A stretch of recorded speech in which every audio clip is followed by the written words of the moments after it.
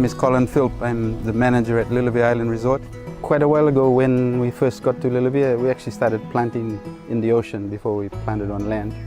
So our emphasis was on coral planting and rejuvenating the marine ecosystem around the island, which had been badly damaged from what was coming off the island in terms of chemicals and just waste that was coming through the sand into the ocean. We've seen it on our travels on the Utanyalo. Some villages that we pull up, the water is beautiful, clear, pristine. But then when you go underwater and you look at the coral, it's all dead. The only assumption you can make is that chemicals are coming out of the land. At Leleuvia, we've had a marine protected area for a little over 8 years now, going on 9 years.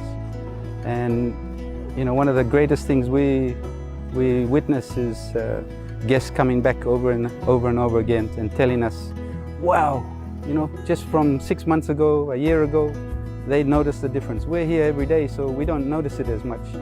But it's the returning guests that tell us the improvement and the huge biodiversity, the richness in our biodiversity of our reefs. That's how we started off thinking about being chemical-free in our gardens.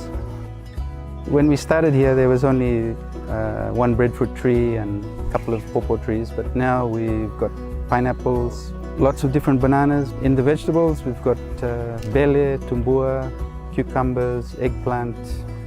We grow a little bit of Chinese cabbage, and we're growing dalo as well, 3 or 4 different varieties of dalo. All of this has been achieved by just completely off chemicals and using our own made on the island fertilizers and pesticides.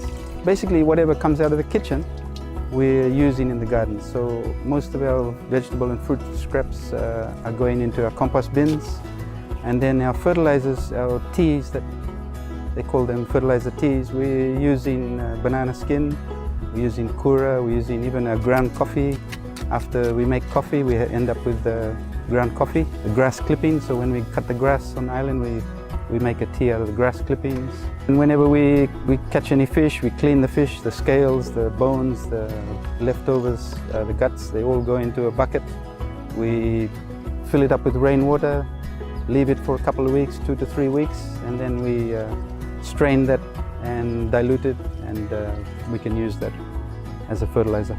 It's amazing the difference. I mean, even now flowering plants, just by using those fertilizers, we see them a lot healthier, the leaves a lot greener and flowering a lot more.